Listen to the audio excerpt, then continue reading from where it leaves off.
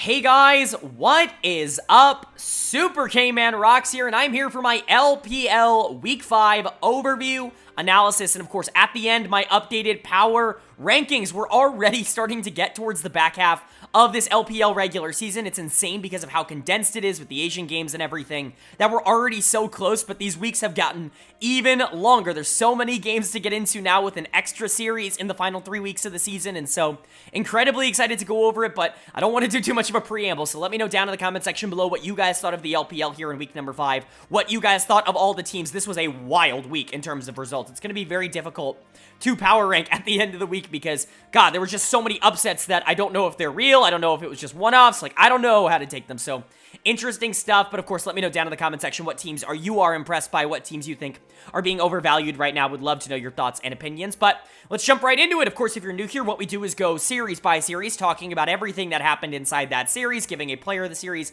a dud of the series, talking about the advantages and disadvantages that each team was able to generate. And then, of course, at the end of the week, once we go through all the games, we will be giving a player of the week and a dud of the week when I give my updated power rankings at the end of week number 5. So a lot of really good stuff here, but of course we got to kick it off with day number 1, and we kick day 1 off with a matchup between OMG and LGD Gaming that OMG is able to take in 3. LGD continues to show, hey, we're going to win probably one game a series, but we're not really going to win a lot of series, and that's really what LGD has been. OMG continuing to show the same thing that they have shown, which is, yeah, we're going to win the series, but we're going to drop a game randomly in that series as well, but they continue to look really good. They moved to 6-2 on the year, and it's basically exactly what you could have wanted to see out of this OMG team.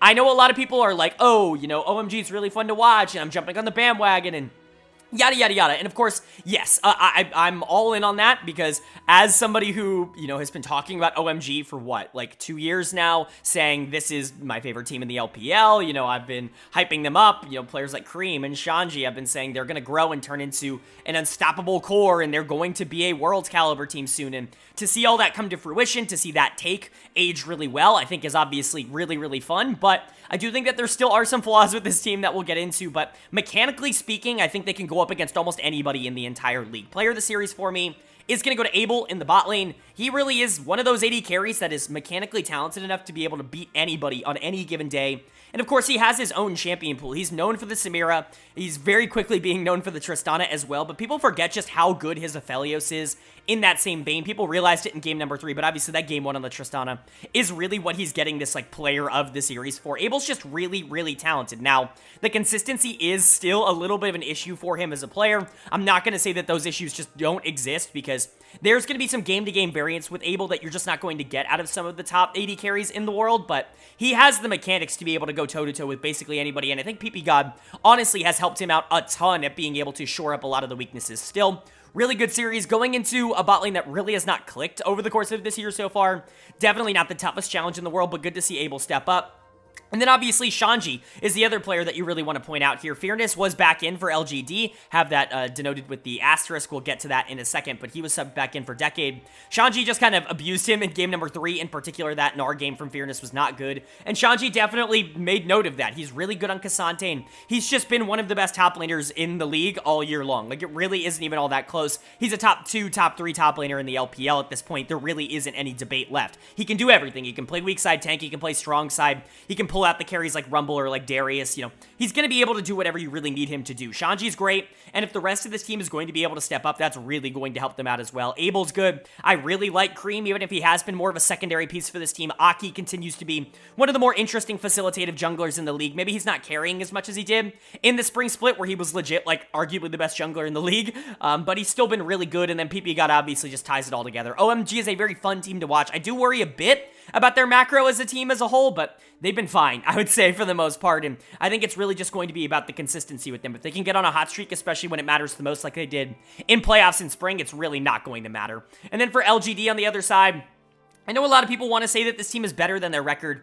I don't necessarily agree. Like, 1-9, you can only give them so many passes. Like, I get they win games, but they can't actually close out series, and it does feel like, especially in Game 3, a lot of these players end up not performing as well. Meteor and Haichao have been pretty good. Meteor's been great over the course of this year, but you can tell that he's finally having to go on tank duty, and this team is being less and less competitive because of that. The Ivern is super interesting, and I think it does give you a lot of options. I just don't know if this is the kind of team that's going to be able to pull it off. Haichao had easily his best series of the year up until this point. I mean, the dude was just really underperforming. He showed a lot of really good things in spring, and then it just felt like in summer he's just not been able to do anything in lane. He actually had a better series, I would say, here than he has almost at any other point this split, which is good to see, but the rest of the team was not able to hold up. Already talked about the weaknesses in the side lane. Fearless is going to get done of the series here. Really, really awful in game number 3, and Envy and Jinzhou weren't exactly better. They were just kind of there as well, and so for LGD, you're looking at a situation where they're just not a very good team. They're just an average team at best, and really, for me, there's a reason I continue to put them at the number 17 slot. It's not just the record. It's the fact that this team seems to collapse every single time they get into a game number 3, and I don't really trust them, especially in games where the enemy team steps up and actually drafts something that they can win with. And so for LGD, I do think that they are about as good as their record says, even if other people might say otherwise. And then for OMG, this team's good. Are they a Worlds team? I don't think so at the current moment. It's very close. I think top 6 are all super congested right now, and I think they're all very good teams, but like we saw last split, all it really takes is for a couple members of this team to get hot. Shanji is certainly a Worlds caliber player, and I think the rest of this team can kind of graduate up to that level as well, but it's going to be interesting to see with so many teams playing well in the LPL right now. And then moving on to our second series of day 1, it's a battle between red teams that are doing pretty well for themselves this year. We had Top Esports taking on Team WE, and maybe surprisingly, WE is actually going to be able to walk out of this with a 2-0 series win. It shouldn't be too surprising. WE is a good team, and Top Esports is scheduled for their regularly scheduled mid-season breakdown, as they always have, and, you know, we'll get to them in a bit. A lot of people are being over-dramatic about Top Esports, as they always are. Top Esports fans, I think, in general, are just very prone. They've kind of conditioned themselves to want to blame one or two individual players every time anything goes wrong, or, you know, positions in general, every time anything goes wrong, because it can never just be that the team loses every once in a while. It has to be something disastrous. You have to be mad at something. But for WE, really, really good win here. You know, they draft a comp that I think they play at a very high level that plays to a lot of their strengths, and I think a lot of the players did end up showing what they were good at in this series. You could kind of highlight almost everybody on the team at certain individual points, but I personally am going to give player of the series to Iwandi in the support position. People forget, Janna is not something you can give to Iwandi. This is rank 1 Janna right here, and so you cannot give that over to Iwandi, and he really showed that. That was a phenomenal game number 2 from him. He really plays laning phase in such a way that it's insane that this champion is not considered more highly prioritized when you watch it in a situation like this, because it completely shut down everything that Rakan wanted to do, and that's a pick that's super common in the meta right now. Not to mention the fact that the Blitzcrank game in Game 1 was really good as well. It's good to see Iwandi get champions that he can be a little bit more proactive with, that he's a little bit more comfortable on, and actually be able to perform on it against a good team. Iwandi has been somebody in the past that I think people have really liked, that people have really kind of grown attached to in terms of what he's been able to do, especially on the international stage. And he's not necessarily lived up to that expectation, I would say, since then. You know, splitting time with Lumao last year, people were really pissed about that. And this year, I think he's just generally been a part of an okay bot lane, something that can be really good, but can also be really bad with Hope. And I think for the most part, he's not necessarily been like a superstar, but you want to give him picks that he can be a little bit more comfortable on, that he can do shit like this on. He's going to look fantastic, just like he did in this series. Shanks was the primary damage dealer for this team, though. I think you could very realistically give player of the series to him. He continues to very quietly be on MVP pace. He's been phenomenal over the course of this split up until this point. A little bit more of a throwback for him playing the Azir. The control mage style is definitely something that he was more comfortable on, say, like 2 years ago, when this team was doing its best to try and make worlds, and then obviously, things fell apart. Shanks has grown a lot as a player. I think he's a much better team fighter since then, and so for the Azir pick to come out, I think it's a little bit more excusable now than it was a couple of years ago, and he definitely showed that off. Was actually really good in this matchup, even if Rookie really wasn't all that bad. And then Hang was honestly really good in the jungle as well. 2 games of Poppy, and he continues to be, I hate to say it, the exact same player. He's somebody who is going to have massively big moments, especially in the early game, to set up the rest of his laners for good positions, and then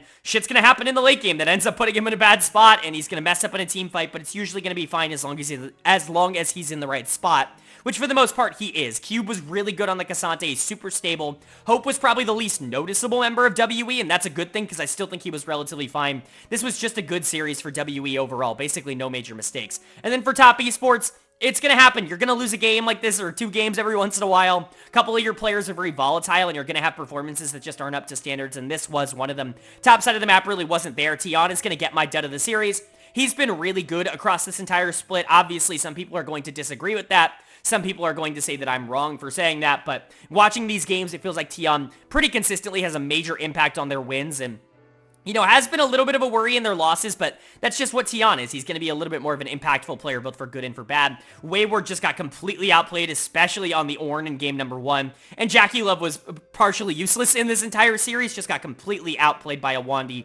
In particular, towards the back half of that game number 2, the Xayah was doing negative damage, but for the most part, it's still top esports. There were still some positives to take away. Rookie was staying aggressive, and he was trying to make plays. Tion was definitely aggressive and trying to make plays. It was just unfortunate that a lot of those plays didn't work, and I would much rather a team go down swinging like top esports did in this one than just, like, fold over and die, and so I'm not really all that frustrated with what we saw. I know it's a frustrating result overall, but it's just one result. If this continues and we start to get closer to spring split top esports where their confidence starts to wane and they're not playing their style anymore, that's when I'm going to get worried, but this really wasn't that for me. This was a situation where they kind of just lost the early game and couldn't recover, and that's going to happen every once in a while, especially against a good early game like WE. So, top esports is fine for now. There definitely is something on the radar to be concerned about, but it's not something that I'm going to take major precedent on at the moment. And then for WE, good win. Really nice bounce back. You looked pretty bad last week. Losing to ThunderTalk was definitely kind of a demoralizing loss.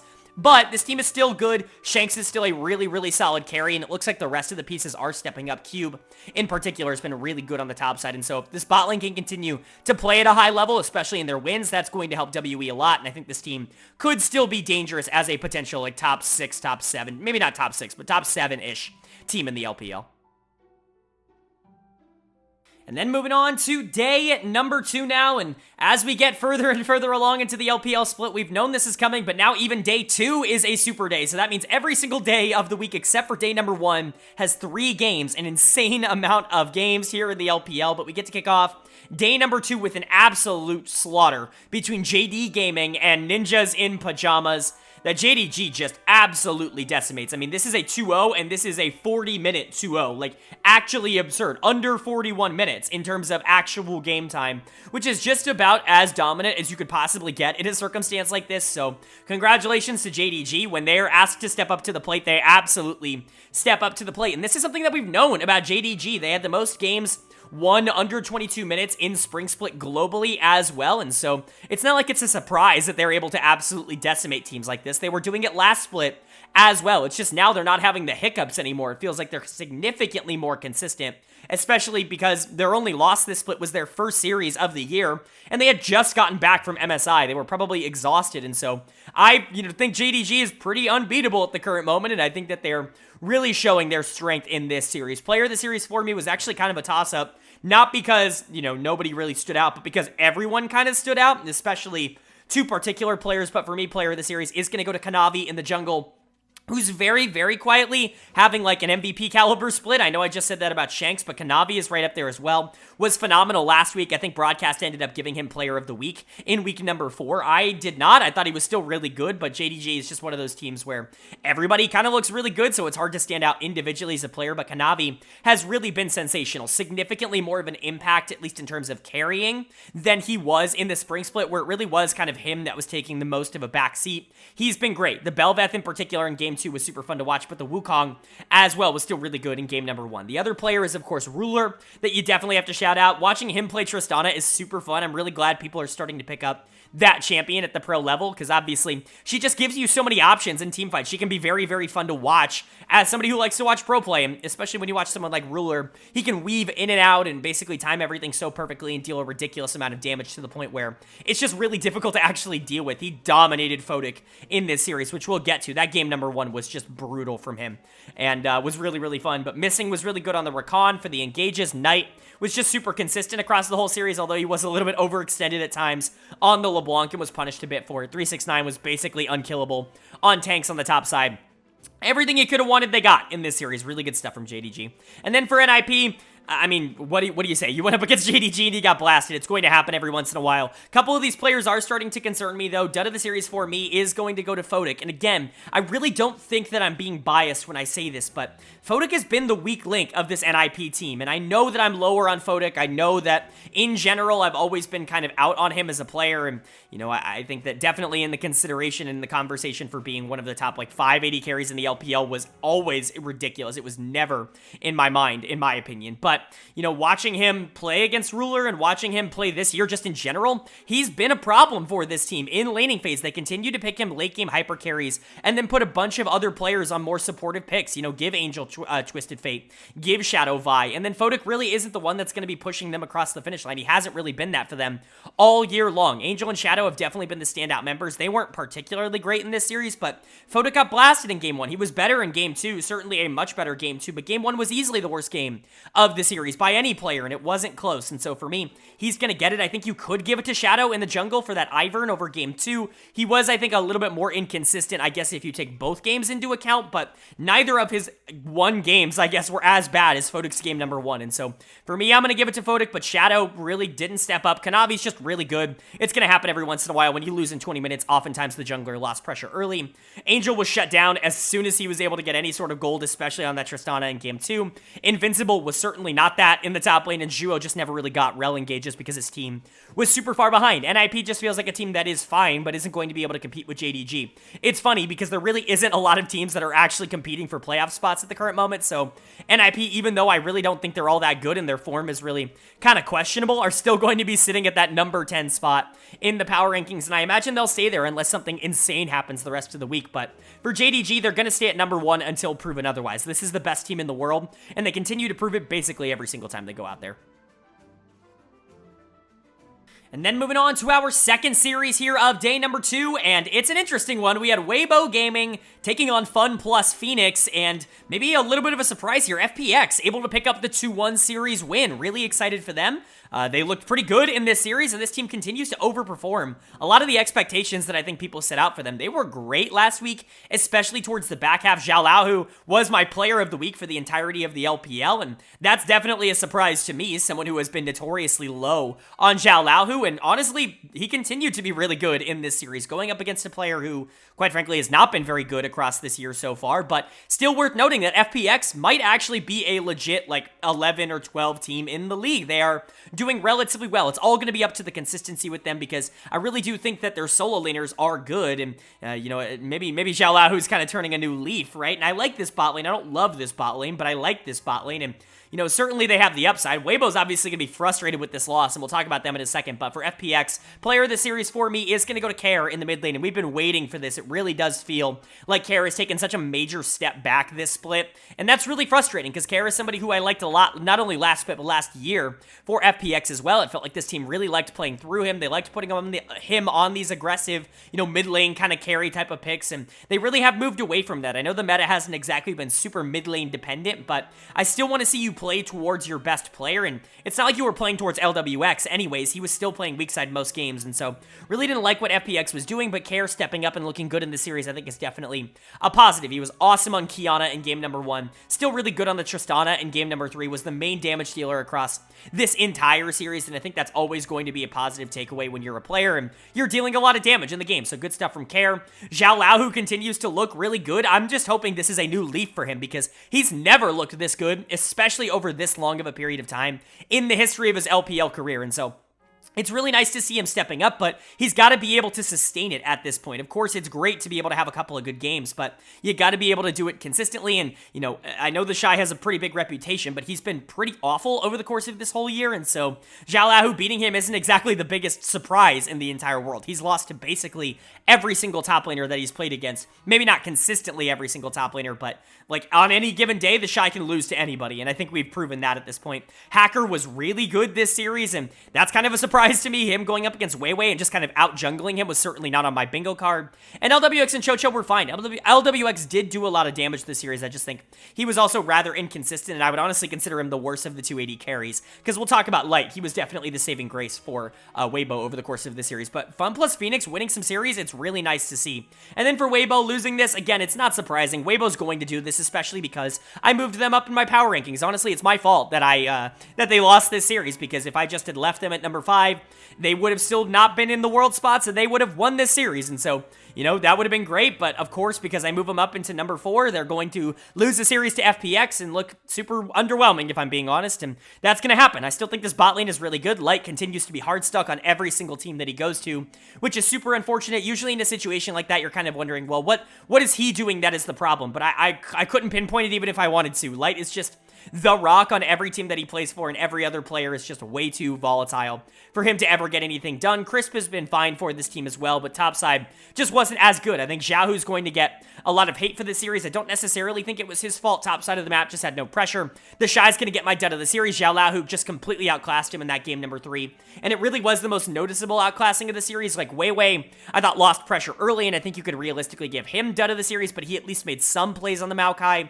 And Xiaohu was doing a lot of damage. It just really didn't mean anything towards the back half of the game, and so there really wasn't like a great target for dud of the series, but for me, the Shy was the most noticeably outclassed in his individual role, and I hate to say it, but that's become a trend for him. He's really not been good this year. Like, I know he's had some good games here and there, and some people are going to point that out, but I'm, like, very out on him as a player. I don't even know if he's, like, not a bottom 5 top winner in the LPL at this point. He's just been miserable for this team, and I think this team would legitimately be super consistent if they just didn't have him on the top side. I'm not saying they'd win every series, but I really do think he's an anchor that is bringing this team down at the moment, and it's really frustrating to say that, because obviously the Shy is a super fun player to watch, but Weibo's still Weibo. I mean, they're born to win trade. They're going to do this. It's just kind of how they play the game, and so, you know, for Weibo, I'm not going to completely abandon them because of this loss, but you certainly don't want to make this a pattern like you did last split. And then FPX has kind of turned into a surprisingly decent team as this split has gone on, and it's not through bot lane, which I really think is where I expected a lot of the improvement to come from. It was actually top side. It's top lane, and I think that's a really big positive for FPX. If they can continue to play for their solo lanes, I think that could be a positive, but I do think this team does have an inherent upside kind of problem with Hacker being your jungler and the rest of this team just not being all that talented, and the consistency that you're going to get with that. Still, really good to see them performing well at the current moment, so hopefully they can keep it up. And then moving on to our third series of day number 2 here, and it's another bit of a mismatch on paper. We had Bilibili Gaming taking on Invictus Gaming, and nobody's surprised, BLG is going to be able to take the 2-0 series win here. They absolutely should have been the better team, and they absolutely were the better team, and man, this bot lane's damn good. I think at this point we can just say that they are nearly unstoppable. They're right up there with Ruler and Missing for the best bot lane in the LPL. There really is not a lot else in the entire league that can even try to go toe-to-toe with them in the early 2v2, especially with how aggressive they like to play, but Elk and On are actually ridiculous. Player of the series could absolutely go to either of them, and I really wouldn't be all that frustrated either way. I think both of them played out of their minds, but I'm going to give it to Elk for that pentakill. He finally got his pentakill that was robbed at MSI, so congratulations to him. But Elk is just phenomenal. We've known he's been very good for a very long time, going back to the WE days. I talked about him a ton on Ultra Prime last year. I was like, dude, this guy's mega hard stuck, and he's going to go to a good team next year, and he's going to look great. Obviously, another one of my takes that has just aged incredibly well. Elk has been arguably the second most dominant AD carry in the LPL. I mean, I think you could maybe make the case that he's been number 1 over Ruler, but I would personally take Ruler. But Elk has been right up there. I mean, it is a very close race, and that is certainly not an insult to what Elk has been able to do. He's just phenomenal. And then On is just as good. In the support position, you could argue that their aggressiveness is really what pushes them over the top. On was an MVP candidate for me this split at the beginning. Elk is certainly playing his way into that conversation as well. And then going into On and Wink, who, yes, were really good at the beginning of spring, but have certainly cooled off a ton as the meta has kind of shifted out of their favor, if we're being honest, just got absolutely steamrolled in this game. They both look like the best players in their role at the current moment, and they're the biggest reason, in my opinion, why BLG is being pushed over the top. But, of course, June is continuing to be fantastic. This is the best split of his career. I think that that's really not all that up for debate. He was awesome on Invictus Gaming. When you go back to, you know, last year in particular, when I was talking about him, I was also talking about him being hard stuck, but I was a little bit worried about him in spring. It felt like him and Yagao weren't on the same page. All of that's gone. He's a first or a second team all-pro jungler now, and it's really not all that close. He's been phenomenal. Yagao has looked really good this split as the facilitator. Hasn't necessarily needed to be that guy, but still has been phenomenal on the Annie in particular. The amount of plays that he creates on his own is absurd. And then Bin's been fine in the top lane. Honestly, he's been the weakest player on BLG. He's lost a couple of laning phases, and that's awesome because Bin, you know, is going to be able to step it up for playoffs. And so I feel really good about this BLG team. They're sitting at 9-1, and I honestly feel like they represent that well. And then Invictus is just not very good. They are not what they were in spring. They are not a team that's going to be competing for a playoff spot. They just have too many major issues, and this bot lane taking some major regression, I think, is a big kind of testament of that. Dud of the series for me is going to go to Wink, but you want to give it to On, give it to On. Both were absolutely miserable in this series. Consistently hit by Nautilus hooks. Wink just getting completely out-pressured by On. Like, there was just no positives to take away for this Invictus Gaming bot lane in this series, and that's frustrating because they were really the reason that I think I had optimism for this team moving in to this split. Like, You Should Know Me was very inconsistent, especially down the stretch in spring. Cryan is fine, but he's not really going to push the team across the finish line. And Tianjin, for my money, I already called it going into the split, was going to be the weakest jungler. So I expected this bot lane to really be kind of the primary focus for what IG wanted to do, and they've not been able to hold up at all. They've been really, really bad, and if they're continuing to be bad, IG is going to continue to be one of the worst teams in the entire league. But it's not like Tianjin has been surprisingly good or anything. I said that I was not impressed with this LDL tape, and that has come to fruition. He has been just as bad as I predicted. You Should Know Me has been inconsistent as expected, although he's had good moments like he will have. He's an incredibly talented player, but to expect that to be your main primary focus over the course of an entire split is just not sustainable. Cryan's actually been this team's best player in my opinion, but there's only so much you can do from that mid lane role when you're really not a takeover player. Like, Cryan doesn't have that game-winning, I'm going to 1v9 kind of mentality as a player, and I think that definitely shows. IG just doesn't have a lot of avenues right now, and I think it definitely is represented in their record. But for BLG, they're one of the best teams in the entire world. They proved that when they went to MSI Finals, and I think they're going to do just as well if they get another shot at Internationals at Worlds. And then moving on to day number 3 here in week number 5, and we get to kick off day 3 with a matchup between Rare Atom and ThunderTalk Gaming, two teams that have been very, in my opinion, disappointing this split so far. And Rare Atom is going to be able to pick up the 2-0 win. ThunderTalk continues their slide. Their win over WE did not show any signs of them actually being able to turn things around in a meaningful way. They're going to continue to be a team that is disappointing, which is very disappointing, and it's definitely frustrating. But let's talk about Rare Atom first, because I still really like this team, and I really don't think they're that bad. I honestly think they're right up there with teams like FunPlus Phoenix, with teams like Ultra Prime, teams like Ninjas in Pyjamas, that are going to be fighting for that last playoff spot that feels like it's just so up in the air at the current moment.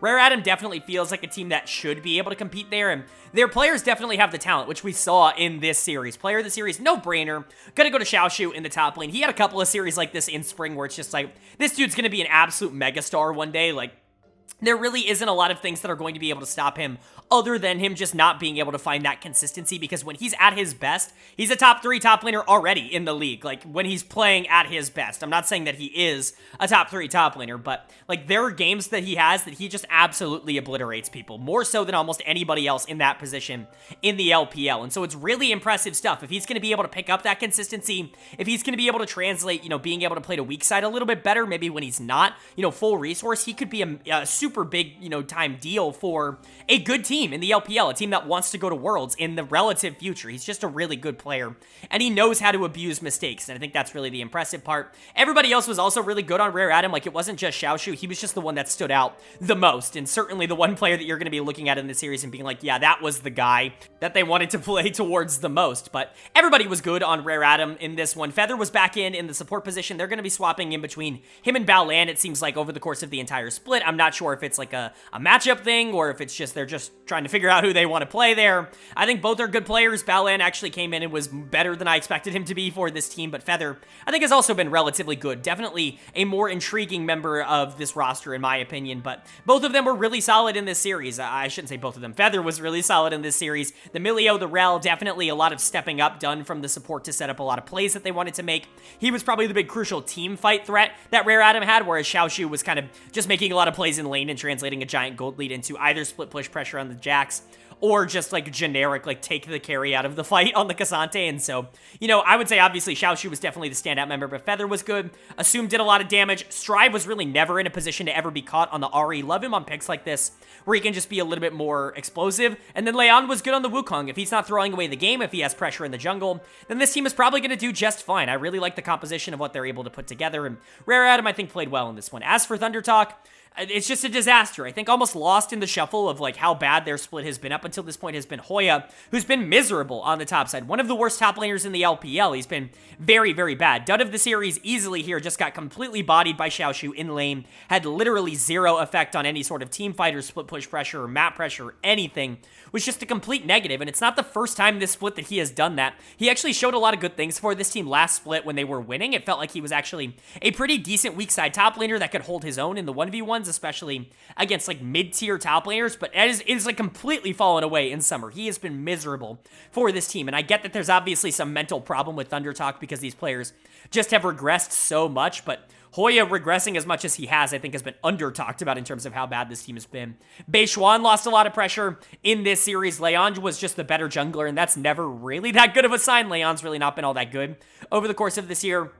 Yao Yao continues to want to play these more aggressive supports and not really have the pressure to be able to do so. It feels like his head's just kind of out of the game. Yukao and 1xN were fine, I guess. 1xN is kind of an intriguing player. He tends to play well when this team is losing and tends to play kind of mediocre when this team wins, and so not really sure what to make of that, but certainly something to keep in mind. And then Yukao in the mid lane is their best player and certainly their most consistent, but even he really wasn't able to do a whole ton in this series. It just feels like ThunderTalk doesn't have a lot of advantages. They don't really have any sort of pressure, and they really don't know a way to get there, and so this team is justifiably ranked really low in terms of my power rankings. And then for Rare Atom, you know, it's good to see them be able to pick up a win here. It feels like there are a lot of teams that are now competing for that 11, 12, 13 spot, more so than there were a couple of weeks ago when it just felt like everybody was near the bottom of the standings, and Rare Atom's definitely one of them. Their record, I think, is pretty indicative of how they've been able to play. 4-6, I think, is relatively fair. Xiaoshu is a superstar in the making on that top side, and they've got enough talent around him, especially with Strive, in my opinion, in the mid lane, to be able to make this an interesting roster. It's just going to be about doing it every single series and not just every so often. And then moving on to our second series here of day number 3, and it's another little bit of an upset. We've got quite a few of these this week as we saw Anyone's Legend taking on Royal Never Give Up, and AL is able to take the series in 3. Really nice win for them, and man, I'm so happy. Anybody who follows this channel probably knew this was coming. They probably, if they saw this result, if they watched these games, they probably knew what I was going to say here.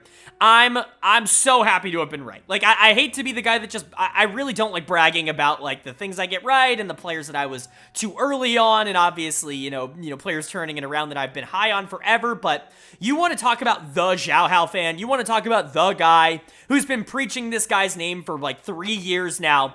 It's this channel, it's what we do here, and you know, I'm super happy to see that everybody is picking up the bandwagon now because he is awesome. Everybody's welcome. All aboard the Xiao Hao train because this dude can really freaking play. He can really carry games, and now that he's like been unleashed, he's allowed to play Nocturne every game. Like, he's gonna look phenomenal every single time he's given the opportunity to do this. He was going into Wei, who has actually been having a very good split for an RNG team that is definitely doing well at the moment, but Xiao Hao cannot be stopped. He is elite, and he looks great right now. Easy player of the series for AL. 2 games of Nocturne where he just instantly takes over the entire game. Actually insane what he's able to do. He plays off the rest of this team super well. I think that it's almost an underrated aspect how well he has been able to make the rest of his teammates look when he's been able to play for this AL team. Last year, obviously, I was crazy high on him. Felt like he took a little bit of a step back in spring, but he's back, baby. Summer Xiao Hao is definitely a thing, and he's really stepping up. Those 2 Nocturne games were phenomenal. He was playing towards top lane, making Breed's life hard, making Wei basically invisible the entire game, making Tongyuan and LP, who were actually playing relatively well, have a lot of trouble actually engaging in a lot of these fights and peeling for themselves. And he plays off of Zora super well. It feels like he plays off of Harder super well. And obviously he plays off of ZDZ in the top lane super well. It was the top side of the map that was really impressive for me for AL, and that's how it's kind of been for most of their wins. Both of those players are more than solid. ZDZ, I think, goes under the radar. He can be a little bit more inconsistent than someone like Xiao Hao, who is just good, I think, most of the time. ZDZ is going to have some bad games every once in a while, but when he has good games, he has really good games. He was better than Breathe in this series, outside of game number 1, where RNG was just kind of winning across the board. ZDZ was just kind of the better top laner, and that's super impressive to say. It's really good to see the 2 kind of veteran members of AL continue to step up and make these games interesting. I told you I believed in this team quite a bit, and this is the reason why, because they can't step up and play. Now, there are some concerns. I think this mid lane position has been a little bit more up and down. Same with the bot lane. I think Zora is a good player, and I think he plays with Xiao Hao well, but mechanically speaking, he just sometimes messes up some engages. iBoy had a good series, and probably his most complete series as a member of AL so far, but I'm still not super sold on him being like a starting caliber ADC. And then Harder has just not been a great mid laner for this team. There's been some up and downs. It's not like Pins was all that much better in this spot, but top side of the map has been really, really solid, and honestly, that's enough to push them across the finish line in a lot of series with how weak the LPL is in terms of consistency at the moment, especially if Xiao Hao is going to be the best player on the Rift. Like, they're going to win a lot of games that I don't think a lot of people are expecting them to. There was a reason I expected this team to be a playoff team at the beginning beginning of spring, and that's because of Xiao Hao. He really is that good of a player. They may not live up to those expectations, but they're still a fun team to watch. And then for RNG on the other side, frustrating loss here. This is a team that really, kind of felt like they were starting to find their groove, and this is definitely not the upset loss that you were kind of looking for, especially because, again, kind of the opposite of AL was your veteran players that kind of let you down in this series. Breathe is going to get my dud of the series in the top lane. He got, blasted in game number 3 on the Gragas. Wasn't great in game 2, but he was actually good in game number 1. I think everybody was kind of good in game number 1, though, so I'm willing to kind of throw that out. In their losses, Breathe was definitely the biggest problem, in my opinion, and the fact that he was worse than ZDZ, I think, is concerning. And then Wei in the jungle just lost a lot of pressure. He was a little bit more invisible than I would have liked to have seen him. Xiao Hao was definitely better and more impactful towards the back half of the series, and you can't really have that. Those aren't series that RNG is going to win when both Breathe and Wei don't live up to expectations. Tongyuan and LP actually were pretty good in this series. LP was doing a lot of damage, but really hard to peel for yourself when a Nocturne's diving on top. And Tongyuan was awesome in this series. Honestly, he's completely turned around what was a super weak spring from him and has turned into a relatively decent mid laner. Not one that I think can carry a team across the finish line, but certainly someone who I think has earned the right to start here in the LPL. And I think the bot side of this map was honestly generally pretty good, but RNG just not enough firepower when the top side of that map isn't going to be able to step up. This team is still going to be fine, but, especially with WE taking that series earlier this week against Top Esports, RNG's spot at number 7 is definitely in contention. We'll see what the rest of the teams around them can also do, but huge win for AL. I'm really glad I continued to believe in this team. I really like them going into the year, and even though I don't really believe in the carry duo of Harder and iBoy, the top side of this map is more than satisfactory to be able to make up for that against teams that aren't as consistent. And Zora, I think, is an interesting player. There is talent here on AL, and I think it's finally starting to come together. And then moving on to our third series of day number 3 here, and it's a pretty good one where we finally get to see the return of one of the GOATs. We had LGD Gaming taking on Ultra Prime, and Uzi's back. If there was ever a question mark about whether or not Uzi was going to be able to keep up in today's landscape, let this be a lesson that he is back. He is that guy. And he is here. Player of the series, no brainer. EDG able to get back up to 500 with this win. It was in 3 games. They did end up losing game number 1, which is kind of funny in hindsight, but that clearly just made Uzi more mad. He went on an absolute rampage, got 27 kills across this entire series, and just utterly dominated everybody on Ultra Prime. Really, nobody was going to be able to stand up to him. He played incredibly well, whether it was on the Ezreal, whether it was on the Kai'Sa. It doesn't matter. He's going to pull out the champions that he knows he can play at a high level, and he's going to play them better than the people that he's playing against, and it's really impressive stuff. If Uzi's going to step up and legitimately be one of the best AD carries in the entire league, which I'm not saying that's entirely out of the realm of possibility. It's certainly not something I would have expected with him coming back, but if he's going to be a top 5 AD carry in the LPL, that's huge for EDG. That immediately reinserts them into being one of the more interesting teams. It's just the way that he has been playing around the rest of the team hasn't exactly been working up until this point, but I do think they've kind of found a strategy, and that's kind of playing towards him in the early game. I think a lot of the struggles for EDG, at least up until this point in the split, have been their team fighting, especially with Uzi. He hasn't necessarily been on the same page, I think, as everybody else in terms of their team fights, and I think that's been very noticeable in terms of nobody kind of being in the position to peel him away from the rest of the engage. It just kind of has been a weird thing that they clearly know how to do, and these players are very good at, but they're just not on the same page of doing it. But it feels like if you can get Uzi super far ahead in the early game, they actually have a really good shot of just being able to outpace you in the mid game, and that could be a really big thing. Fofo and Jeje in particular are phenomenal team fighters and great mid game players, and so I could definitely see that being an avenue that this team continues to go to. I think picks like the Xayah, like the Ezreal, really make a lot of sense for this EDG team, and I think we definitely saw the advantages of that in this one. But Uzi was great, Mako was great, definitely the better support.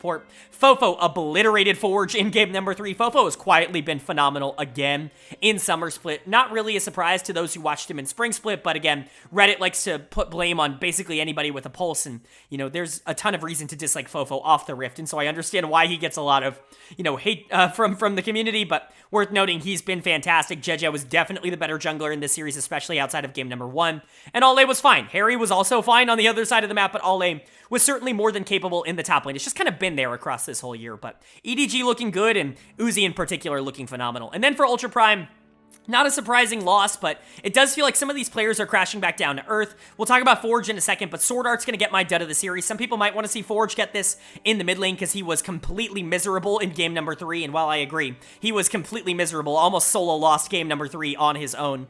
It really was a much better game number 1 from him, and I think that that is enough for me to put him over the top. And it's not like Sword Art was particularly good in this series either. I was actually praising Sword Art at the beginning of this split. It felt like him and Doggo actually had surprisingly good chemistry, and they were turning into what I would say was a competent, maybe not more than competent, but a competent bot lane, especially Doggo, who I think is a very underrated player here. But Sword Art, again, feels like he's crashing back down to earth, especially on these engagers, where it just doesn't feel like he's on the same page as the team, and it feels like he kind of picks the wrong times to go in nowadays, and it's very frustrating as Leona was very poor. His rel was significantly worse in game number 2, so bad series from him, but Forge continues to arguably be the worst mid laner in the LPL, just a complete disaster, and Ultra Prime has kind of had that all year long. Ching was worse when he was in. Maybe not worse. Forge has been really bad, but Ching was also really bad when he was in for this team in the spring split. So this team has just not been able to catch a break in that mid lane position. But Ning had a couple of good moments. That game number 1 was good, and it felt like he was trying in the other games, but when your Kha'Zix gets one-shot by the enemy AD carry, that's never a good sign.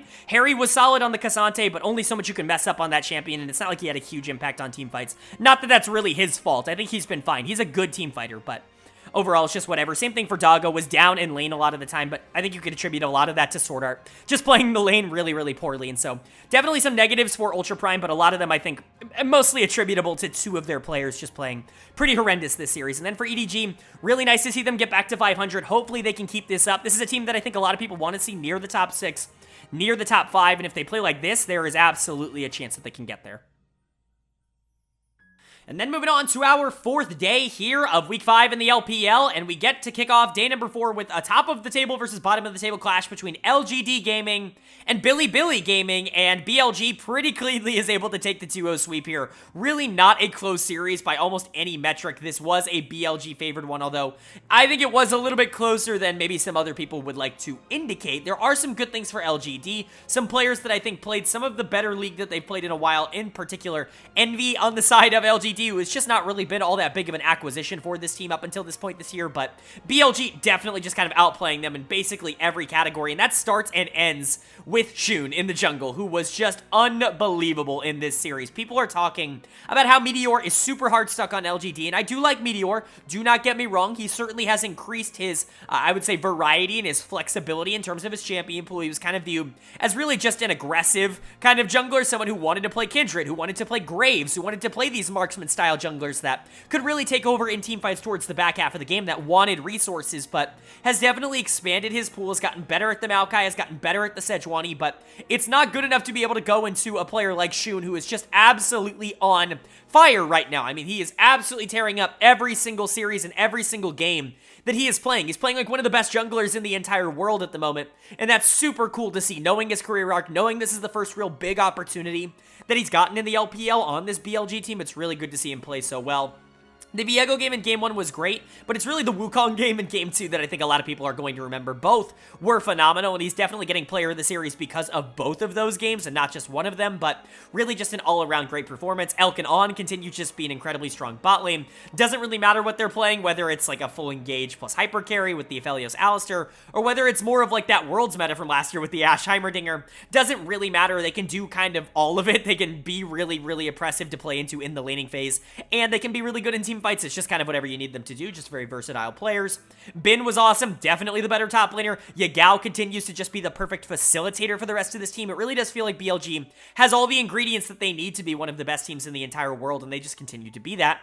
And then LGD drops to double-digit losses. Super unfortunate for them, but it's just kind of the team that they are at this point. They're not particularly good. Fearness is going to get done to the series again in the top lane. Like I said, pretty outplayed by Bin. Not really a lot to talk about there, but Meteor also relatively outplayed in this series. The Sejuani just wasn't nearly as good, and you know, this has kind of always been the problem for Meteor, is that going into the best junglers who are much better at being able to control the tempo, he can sometimes lose a lot of pressure. He's very good at being able to establish pressure when he is given the opportunity to get that lead, but playing from behind has never really been his strength as a player, and so we definitely saw that here. Like I said, though, Envy had a couple of good moments. Jinzhao, I think, had a couple of good moments on the rel, even if his engages were a little bit too much. Haichao was basically irrelevant the entire series, so not really a ton of positives moves over to the side of LGD, at the very least, you're seeing something come out of this team, which I guess is more than maybe we've gotten in the past with them, but I still don't think they're anything more than the bottom team in the league. I know that they were able to beat AL last week, and that's obviously turning into a better win now than it was,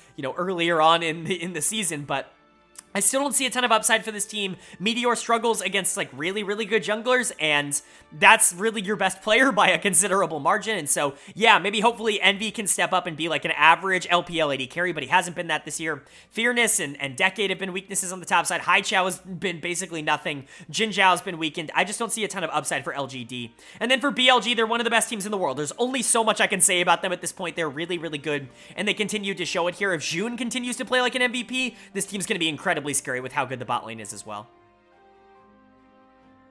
And then moving on to our second series of day number 4 here, and this one at least goes according to plan, at least a little bit. We had OMG taking on FunPlus Phoenix, and OMG is able to get that 2-1 series win, really what we were looking for. But again, very traditional of OMG to drop game number 1 to an FPX team that, yes, is definitely streaking and definitely looking a lot better as of recent, but they definitely should still be able to be handled by OMG. It's just really good to see specific members of this team continue to step up and continue to look good. It's honestly a very similar story to what their first series of the week was.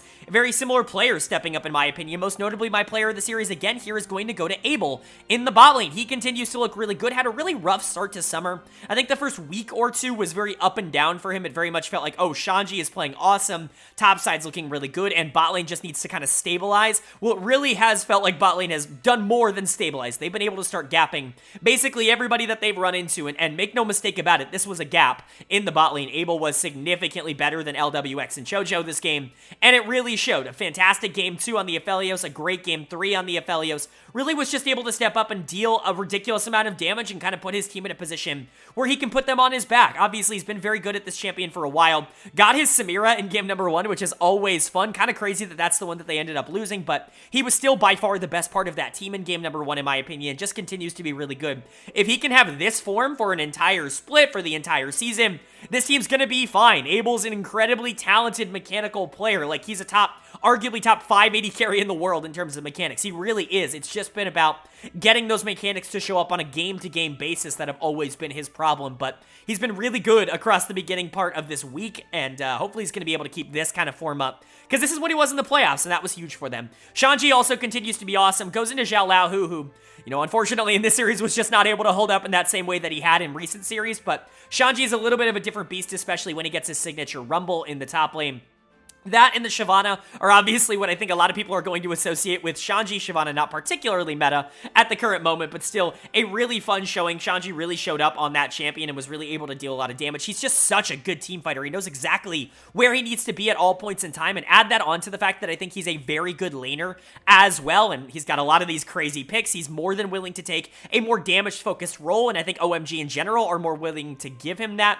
That's huge for this team. Shanji and Abel stepping up this week have been pretty massive for OMG. It's a big reason why they're 7-2. Aki was really good this series, had a really good Wukong game in game number 2. Cream's been fine. He gets to play as assassins and gets to be more of a secondary carry. I think that's a good role for him, considering he really hasn't stepped up and been like that guy on the team across this year so far. PP God just kind of ties everything together. OMG really are a unit, and I think they continue to prove that. And then FPX, as much as I do think that they are streaking right now, and they do look a lot better than they have really at any point across 2023, they still do have their problems. Their talent gap is still just a little bit too big, and the most noticeable one for me in this series was the bot lane. LWX and Chocho really got outplayed, and I hate to say it, but they're kind of the part of the team that I feel the least confident in. I mean, other than Hacker, obviously. We'll talk about Hacker. He's stepped his game up in recent weeks for sure, but still major question marks surrounding him just because of his past and his history here in the LPL, but LWX and Chocho have kind of not had the fantastic performance. Chocho's actually had a couple of really good games, but LWX has really felt like a product of the system so far this split, and I hate to say it, but that's kind of what I expected. That's what I was telling everybody. A lot of people got on my case for how lowly I spoke of LWX, how I ranked him below a lot of other AD carries around this position, and, I just felt that he wasn't like a game changer anymore. He didn't feel like a game changer anymore, and really he hasn't been a game changer across this entire year. Chocho's going to get done to the series for some of those engager games where he just went in without his team, but LWX was miserable in that game 2 on Samira, and it just continues to be a little bit of a problem. If you're getting this hard gapped by, yes, a good bot lane in Abel and PP God, but if you're getting this hard gapped and you're losing your team games, that's a problem, especially when the top side of the map has honestly been pretty good across the last couple weeks. So Definitely some things to keep in mind for FPX. I don't think it's just the bot lane's fault. Obviously, Zhao Lao, who could have definitely played better, was mega gapped by Shanji, especially towards the back half of that series. Hacker could have done a little bit more, although I think he was arguably the best player on FPX. In fact, it was pretty inarguable. He was the best player on FPX in this series. And then Kara was just kind of irrelevant on some more facilitative champions. Could have been a little bit more active on the Nico in game 2, but FPX, I think, is exactly where they're supposed to be. They're a below 500 team that's going to be interesting, especially against some of the worst teams in the league, but OMG is just kind of on a different level. They're a legit, like, worlds contender if things continue to go right, and so FPX not being able to keep up isn't particularly surprising, but OMG continuing to look good. If they can ever get down, 2-0ing their opponent, then they're going to be pretty much impossible to stop.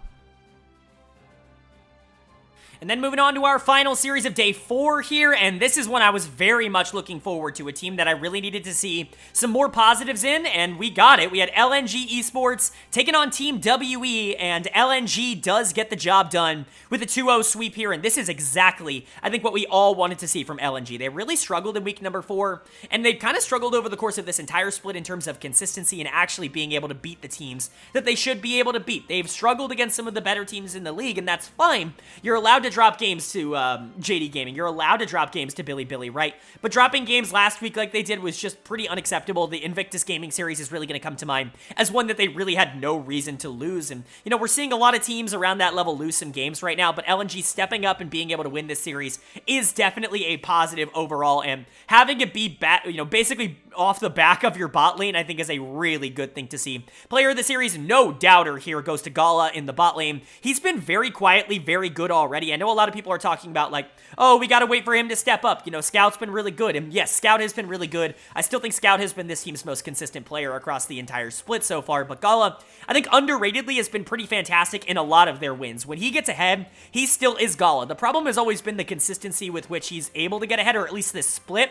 That's kind of been the problem for him, and so when he's able to dominate a laning phase with some really interesting drafts, like he was able to in this game, playing AP basically, playing the mid lane position here, it's really, really fun to see. He was awesome on the Ziggs, really, really fun stuff coming in from him there. Was able to dominate the long range kind of Varus lane and really make that a lot more difficult for him to play. But it's really the Kai'Sa game, getting a signature Kai'Sa, really happy to see him back on this pick with it being meta again. Really happy to see him continue to play it at a high level. He's unreal on this champion. There's a reason everyone fears it, and this is kind of the game why. You can't play something like Ashe. That's going to be a little bit more low mobility. Yes, you can slow the Kai'Sa, but you're really not ever going to be able to outduel her. And Gala's going to be able to take over the game if he can just get a massive lead on you like he did in this one against Hope. So good stuff from Gala. Hang was really good as well. Engagers, Leona, Rel. It's really interesting to see the LPL like full commit to those Engagers. I still think Enchanters are really good, and they're definitely, still going to show up, I think, as we move along, but clearly the LPL playstyle is definitely going to be more towards the Rel and the Leona and things that are going to be more aggressive. The Nautilus obviously has always been in meta, but the Hook champions are still here and they're still going to be strong. Gala and Hang were really good in this one. Scout was really good. Tarzan had a phenomenal series on the Sejuani, his best champion, in my opinion. People are freaking out and just like losing their minds over how bad Tarzan has been. It's just not true. He's been a little bit lackluster, I would say, over the course of this split. Really has not stepped up to his, I would say, expectations across this split so far, but he was the best jungler in the league in spring, or at the very least, very close, and so I have expectations that he'll be fine, especially because Scout's been very consistent and Zika's been fine on the top side. Gala is a big addition into the bot lane that you can play for. LNG feels like a team that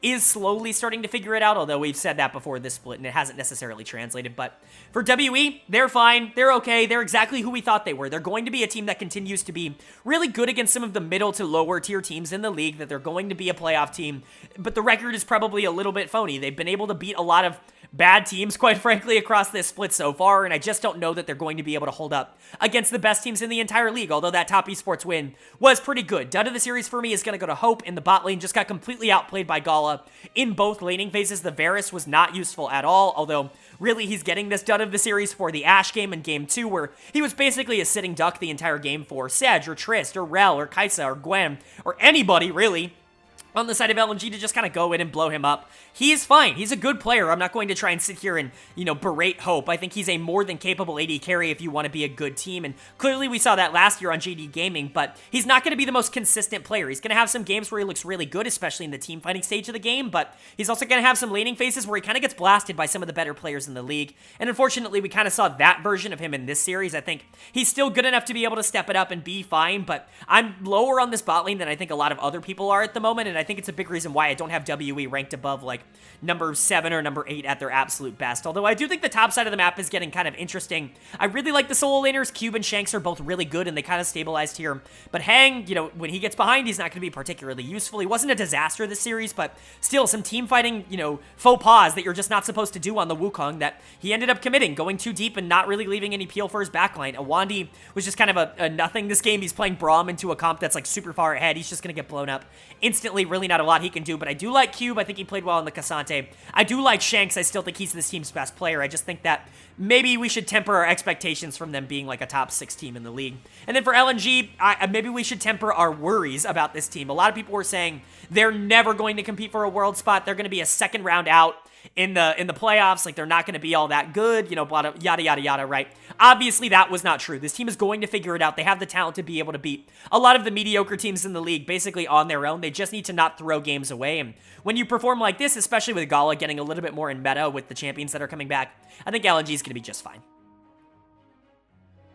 And now we get to jump into day number 5, and we kick day 5 off with a matchup between Ninjas in Pyjamas and Weibo Gaming that Weibo is able to take into. Really nice stuff, really excited for them, really happy to see them actually performing well. This is a team that I just want to see them be consistent. We know how talented they are. It's not like it's really up for debate or really a surprise that this team is really good. We know they're really good. We know that they can continue to be really good. It's just about getting that on a game-to-game basis, not dropping games to teams that they really shouldn't drop games to, like they did earlier this week. But against Ninjas in Pyjamas, a team that, at least for now, is in playoff discussions, and being able to 2-0 them relatively frequently, like that's great. I'm really happy to see how consistent this team played over these 2 games. And it's the players that did indeed step up that I think it's a really good sign overall. Not that anyone played poorly in this series. I really do think that Weibo was just the better team basically in every single lane. But let's go ahead and talk about it. Player of the series for me is going to go to Xiaohu in the mid lane. I've mentioned his name surprisingly little over the course of this split in particular. I was very high on his spring performance. I think a lot of people were very low on him, but I very much do value consistency in team fights especially. I think that can be a really big part of the game. I think he's a more than capable laner, and I think his consistency towards the back half of games was something that this team desperately needed in the spring split, although he's really not been given a lot of opportunity this split. Had a couple of bad laning phases. I think he's been significantly less consistent in terms of the early part of the game, but Light, I think, has stepped up a lot of the consistency in that part. I know I've said that word about 1 billion times. Even I'm getting tired of hearing it, but Xiaohu was really good in this series. Really good game 1 on the Triss. They decided to run it back in game 2. Still really good, was set up a little bit more by the Ashe than he was kind of individually making his own plays in that second game, but still, easy choice for player of the series. Definitely kind of dominated this matchup. Not that Angel was particularly bad. There were definitely good moments coming out from Angel in the mid lane, but I think Xiaohu definitely more than held his own here. Light was also really good, especially on the Ashe, was like super active on the Ashe, and that's really what you want to see. You know, if you're not going to pair it with something like the Heimerdinger, if you're going to pair it with something like the Braum, you need to see the Ashe take the initiative and try to step up and make a lot of these plays, and lucky for Light, I think he did a really good job of that. He can be an aggressive AD carry. I know he doesn't necessarily get that kind of perception from the general audience, but he's still a really aggressive ADC that can step up and be the carry if need be. Crisp was good on Braum. The Shy was surprisingly good this series. Very, very good in lane. Stepped up and really made an impact in team fights. This was one of his better series in quite a long time. I shouldn't say surprisingly. We know he can play. It's just not really been there in 2023, so it's good to see him play well. Weiwei really doing a good job on the facilitators, but really this was Xiaohu and Light stepping up, and then the Shy having a really good series as well. Your 3 carry roles kind of doing everything they needed to do in this series. And then for NIP, unfortunate that you lost here. It really does feel like your schedule is starting to catch up to you. You're starting to play some really good teams, and you're really not being able to hold up. This was a team that pretty much felt earmarked, locked in for that number 10 spot in the playoffs for quite a while, what with everybody else around them just disappointing so much. But a lot of the teams towards the back half of the standings have really been stepping it up as of late, and NIP I think is really struggling now because of it. Their schedule getting more difficult. Dead of the series for me is going to go to Invincible in the top lane. Like I said, the Shy had a really good series, and a lot of that was at the expense of Invincible on this Jax. He's for the most part been fine this year, one of their more consistent players. I think Shadow and Angel have obviously been the 2 that you're going to look at as the positives, but Invincible has also been a positive for this team in my opinion. Not a good series series from him, though. Definitely got outplayed by the Shy, and that Jax was relatively useless. Not that anybody else on this team was relatively good. I've been talking about Fodic kind of being a net negative for this team and maybe the weak link of NIP, if you really want to use that term, but he was fine this series, was definitely more aggressive, which you do like to see, but on the Aphelios, you're really not able to get away with that, especially on these late game comps that they ended up building. Angel was really not active at all. Died a little bit too much for my liking, but still was relatively okay. Shadow didn't do anything on the facilitators. Zhuo just played Nautilus and Yuumi and really couldn't do anything because the rest of the map was losing. There really weren't a lot of outs in this game for NIP, especially once Weibo was able to generate their leads in the early game onto something like a Tristana. You just don't really have a lot of good ways to deal with that. On the side of NIP, they wanted to go for scaling, and they ended up not really hitting the point that they wanted to. I don't like these drafts, and hopefully you're just saying that, like, this was the only thing that we felt we could do against a team like Weibo, is kind of wait them out, hope they make a mistake, and then try to capitalize on it, but really not been impressed with NIP lately. It feels like their talent and their skill level has downgraded a lot from the middle of the split. And then Weibo, they're good. They're fine. I hope that they're a top 4 team because they're so fun to watch, but they're so inconsistent. It's really going to be interesting. Top 5, even really top 6 feel all so clumped right now, and Weibo's definitely a part of that, but this is a nice win that I think reinstills a lot of confidence after that earlier loss in the week. And then moving on to our second series here of day number 5, and it's another one that I'm really excited to see the outcome of. We had Anyone's Legend taking on Rare Atom, and Anyone's Legend is able to take it in a 2-0 sweep. This team is 2-0 this week. Did you see that one coming? I sure didn't. This team looks phenomenal, and it continues to be the players that I think we kind of expected it to be, but even the ancillary pieces are starting to step up, which is going to be the most dangerous part for this team. We've always known that they've had talent, but if they can get everybody on the same page, that's going to be absolutely massive. Remember, this is just 1 week after they lost to LGD, giving them their only series win of the entire split so far, and now they're taking down Rare Atom, they're taking down good teams, they're actually going up and being a relatively, decent team in general, and it's really, really exciting to see. I'm really happy for AL in general, but they actually might be a team that looks a little bit scary, so let's go ahead and talk about it. Player of the series for me, maybe biased, is going to go to Xiao Hao. I know I'm like the president of the Xiao Hao fan club. I know that's kind of like what I do at this point. I've been talking about him for 2-3 years now at this point, saying, put him on a good team, he's going to be able to carry you.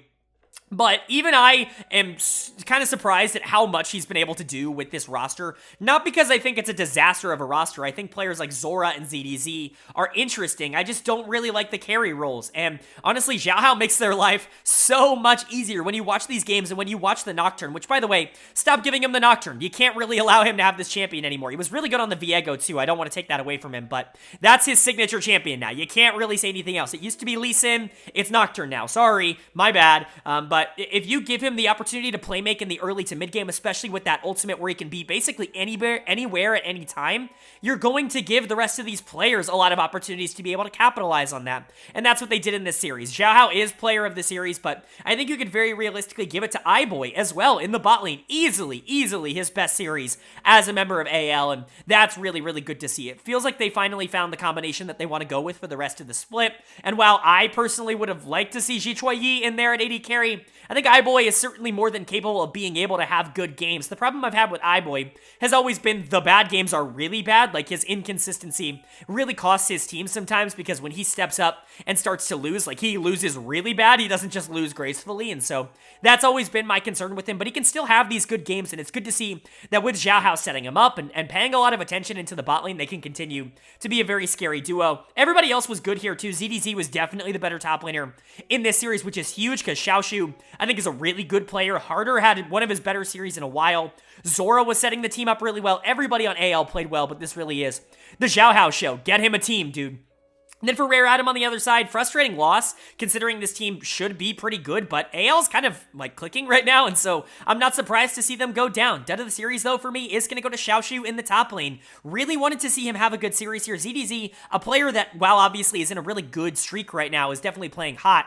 Xiaoshu should also be able to beat him. He should be the better top laner, and so to see him not only not be the better top laner, but honestly kind of be the worst player in the series and not really do a whole ton, especially on that Renekton in game number 1, it's frustrating, and it definitely is something that he needs to clean up. There's a reason I don't consider him a top 5 top laner in the league right now. I think he definitely has games where he looks like one, but the consistency is just not there with them. He loses to players that he shouldn't lose to. This is a good example of that. I think the rest of the team was relatively fine. Feather had some miserable engages in the support position. It'll be interesting to see where they go from there. I think a lot of people are going to look at Assumed scoreline and be like, he was the saving grace, and while there were good moments, especially on the Jinx in Game 2, there were also some bad ones, and I think he could have done a lot more damage in this series, and I think that's just kind of my takeaway from Assume is I'm always watching him, and the first thing I think of is I think he could have done more. Other players do more, and I don't hate him. I think he's a more than solid ADC. He was able to do a lot in this series, and he kept them alive in both of these games, but I don't know if he's going to be a superstar. Again, I'm just lower on him, I think. And then Strive was fine, really not accomplishing all that much on some more setup picks in the mid lane. And so RA just looking kind of meh, right? Like, that's kind of the takeaway for me, is that RA was kind of meh in this series. And that's okay. It's going to happen. You're not really that great of a team. You've been very inconsistent over the course of this year. But to see Xiaoshu struggling, in particular in the top lane, I think is the most concerning part. But for AL, I mean, this team looked great so far this week. You got to be able to keep it up. Obviously, it's great to get some wins and show that there is talent here. But if they keep this up, like, if they end up going on and being like 500, even if they don't make playoffs, like, is Xiao Hao going to get like MVP votes? Like, that's really where it's going to have to be. He really has been that good for this team. I think every single one of their wins you can attribute to him, and that's really not saying anything about like their losses, him still playing well. And so for how good he's been, I think he's really someone you have to keep an eye out for. And then moving on now to our third series of day number 5, and it's a good one, and this is the rant one probably of the video. We've got Invictus Gaming versus Top Esports, and Top Esports is able to pick up the 2-0 series win. Great, that's awesome. They absolutely should have been able to pick up the 2-0 series win, and they played really well. There really is nothing to complain about in terms of their gameplay, which is why it is insane to me that Top Esports fans are the way that they are. It's actually incredible. I understand that this team and this org has not necessarily been as consistent as maybe a lot of fans would want, that they've been through a lot, but let's put this into perspective for a bit. First of all, I'm just going to come out and say it. Top Esports fans in the LPL are some of the worst fans in the entire world for League of Legends Esports. I just don't even think it's all that close. The expectations that they put on the team are completely unreasonable, and their takes are just wrong. I don't think they watch the games. I think they just look at the post-match recaps, and I think especially, like, you know, and the LPL, I think, in general, has a big problem with this, but they decide whether or not they like a player, and then they just stick to that. It doesn't really matter what happens, and that's why I say I don't think they watch the games, because I don't think they really care about who's actually playing well or who's actually not playing well. They just kind of decide whether they like or don't like somebody, and then all of a sudden, those people are either playing well if they like them or not playing well if they don't like them.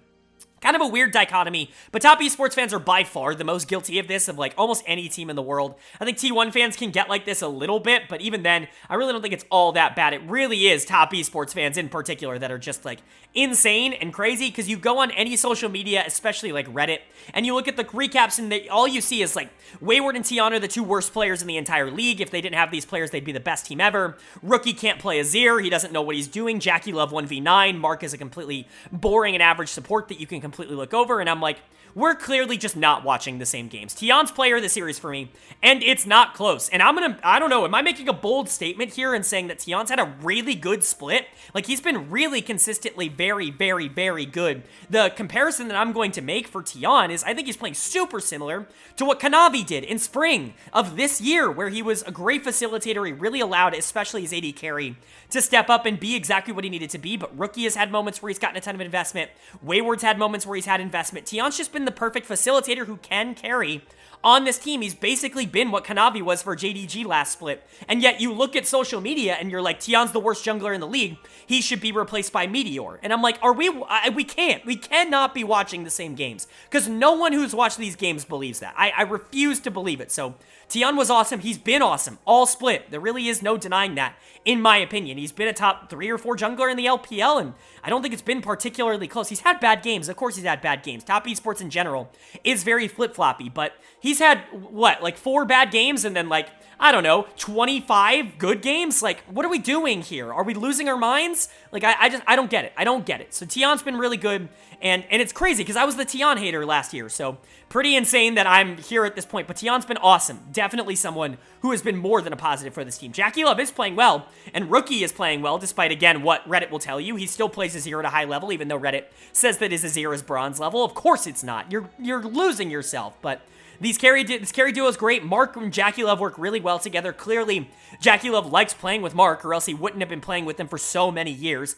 And Wayward's fine on the top side. He's more than capable as a weak side top laner, and he was given a lot of resources last year and did really well on them. He was my Rookie of the Year in the LPL last year. There's just so much, so many false narratives, I think, that surround top esports in particular, because the fans are miserable. Maybe you can say it's from years of the team treating them miserably, but I don't even agree with that. The team's been to Worlds multiple times out of the hardest region in the world, so I don't know, man. Top esports fans have just, lost their minds, and I guess it is what it is. Invictus Gaming, though, they're just not very good. They're not going to be able to go up against TES. This was not LNG, where they were just able to steal some wins. My dud of the series is going to go to Tianjin in the jungle. Again, he can really only play assassins. That's really what I'm learning. The Rengar, the Nocturne have been consistent picks for him, even when the team comp isn't necessarily built around making those picks work, and it really isn't in this case. And Tianjin's really not the type of player that you should be putting on something like Nocturne. You're giving him all the priority on when to make these plays, and he's just not making them at the correct time. He doesn't really seem to have great macro compared to a lot of the other teams here. Tian jungled circles around him, and certainly team fought circles around him, and so Tianjin was quite weak. You should know me, he had a pretty rough series. Outside of Game 2, he was okay in Game 2, but he was really bad in Game 1 on the Gwen. Cryon was just kind of irrelevant. A couple of good ultimates on the Nico, but not enough to be able to save the series. And On and Wink, again, we're bad. They've just not been very good over the course of Summer Split. Their regression, I think, is a big reason why this team is struggling. But Invictus, we kind of knew were going to be bad. I didn't expect them to be this bad and take this much of a regression, but them not being a playoff team isn't particularly surprising. And then for top esports, they're really good. They're a top 3 team in the LPL. Tian's been great. Jackie Love's been great. Both of them have been the 2 best players for top esports by a large margin. Mark and Rookie have been more than solid. And Wayward, it's not like he's been a weakness. He certainly hasn't lost any games for top esports this split. And so, I don't know. This team's good. And yet, the entire discourse around them is just going to be negativity after negativity. I can't imagine watching a team that you like and just being so negative all the time about it. How do you even have fun doing that? I just don't understand. So, top esports continues to be good no matter the narrative. And now we get to move on to day number 6 here in the LPL, and we get to kick off day 6 with an interesting matchup between ThunderTalk Gaming and Royal Never Give Up. Remember, this was a playoff matchup last split. Certainly doesn't feel like it at the current moment, but RNG is able to take the series in 3. ThunderTalk is able to take a game at the beginning of this series, looking relatively okay. There were some moments that I think were fine from them, but RNG were definitely the more complete team, and they definitely showed that as the series went on. ThunderTalk is a very weird team to talk about because at moments they look okay. There are definitely moments where they look fine, and I like a lot of the players on this team. I like Beishuan, I like Yucal, I like Yao Yao. But the rest of this, 1xN, and 1xN, I'll say, is really talented. He's a very, very interesting player. I just also really like Huanfeng. They're just not going to be able to put it together. Something is wrong in terms of the cohesion on this team, and it's frustrating. But for RNG on the other side, good series coming out from them. Player of the series is going to go to LP. He looked fantastic in this series just in general. It's kind of funny. The legacy of RNG supports and getting pentakills is continuing on. Uzi got his earlier this week. Gala got his earlier this week. And now LP gets his as well. So just kind of a funny little thing moving on there of RNG AD carries getting pentakills this week. But LP looked really good in this series. This is probably his most complete series as a carry for this team. Although I do think he's been relatively fine over the course of the beginning of this split. Certainly not a problem. And he was never a problem on LNG either. He really was just someone that I think a lot of teams looked at and said, we don't have to worry about you. We don't have to stop you in the early to mid game. We're going to be fine if we just kind of focus our resources elsewhere, and you're not going to be able to win the game for the enemy team, right? That was always the perception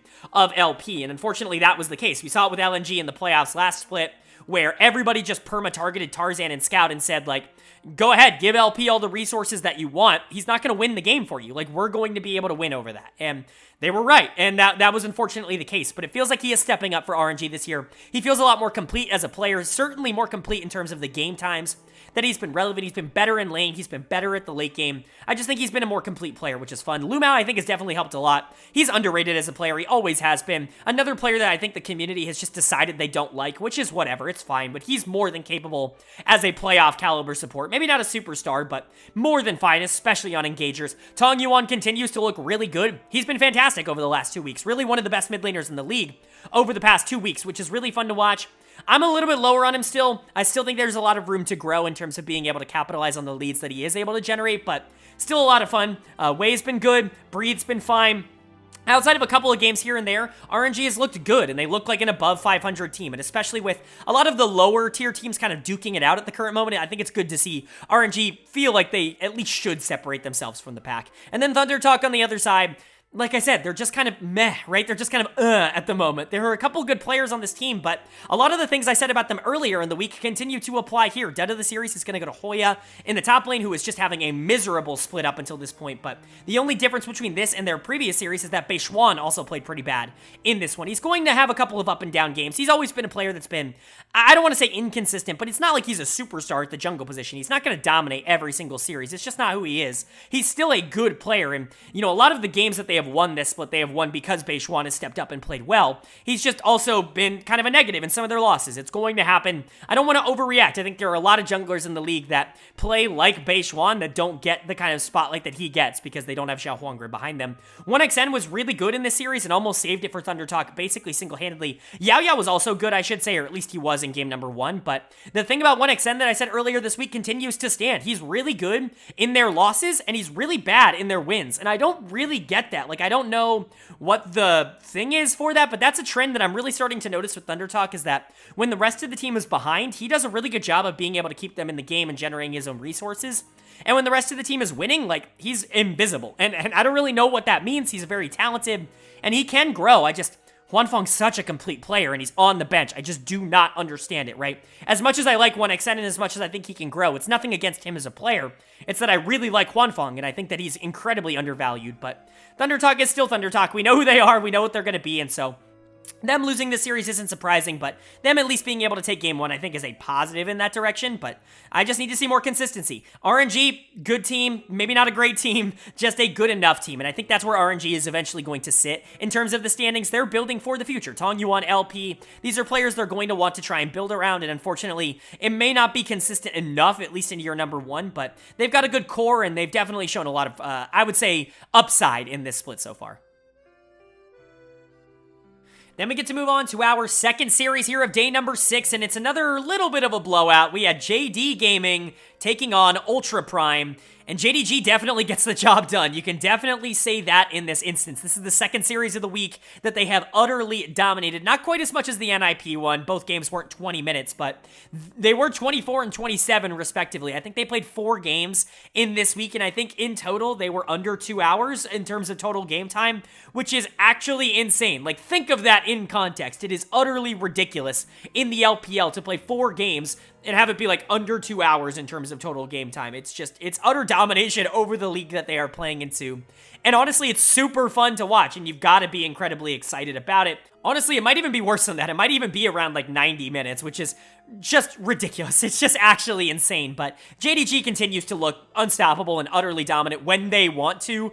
They're not always going to be the most focused team in the entire world. They're going to try some things out, and they're going to, maybe risk their game in situations that they don't necessarily need to. But for the most part, their talent is going to carry them over the top, and especially their carry roles, which are just unbelievably good. Player of the series for me is going to go to Knight. Surprisingly, this is actually his first one of the split, which is pretty wild to me, but with how good the rest of this team has been, it's not particularly surprising that somebody has to take a little bit of a step back. Unfortunately, so far in Summer Split, it's been Knight, but we know how good Knight is. He's a top, 1 or 2 mid laner in the world. Like, I think it's really at that point, him versus Chovy, I think you could make the argument, but those are the 2 best mid laners in the world, according to me, and in my opinion, and I think he really continuously proves it. He went up against somebody who has just been free-falling in Forge on the other side of the map, and he looked fantastic. It's really cool to see, like, AP Kai'Sa come back into meta as an option in the bot lane for someone like Ruler, because it allows Knight to pick things like the Tristana and the Jace a little bit more freely and not have to worry too much about causing problems in the team or forcing Kanavi to pick some sort of AP jungler. And so really like what Knight was able to do. Ruler, of course, was also really good on the Kai'Sa, was dealing a ridiculous amount of damage. Both of their score lines are actually absurd and almost, I don't want to say like video game numbers because that's insane, right? But like in traditional sports, you would say something like video game numbers when they put up crazy, passing stats in football or crazy, points in basketball or whatever, right?